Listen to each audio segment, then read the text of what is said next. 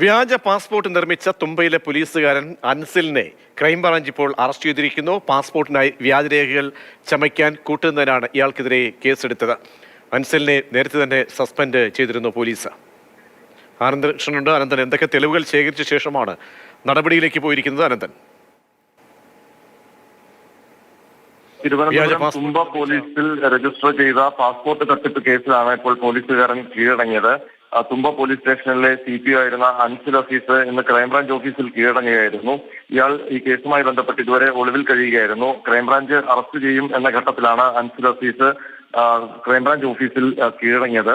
വ്യാജരേഖകളും വ്യാജ തിരിച്ചറിയൽ കാർഡുകളും തയ്യാറാക്കി പാസ്പോർട്ട് നേടാനുള്ള ശ്രമമായിരുന്നു പ്രതികൾ നടത്തിയിരുന്നത്.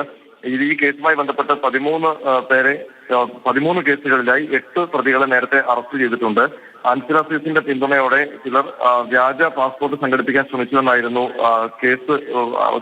കേസുണ്ടായിരുന്നത്. ഇതിന്റെ അടിസ്ഥാനത്തിൽ അൻസിൽ ഓഫീസിനെ സർവീസിൽ നിന്ന് സസ്പെൻഡ് ചെയ്യുകയും ചെയ്തിരുന്നു.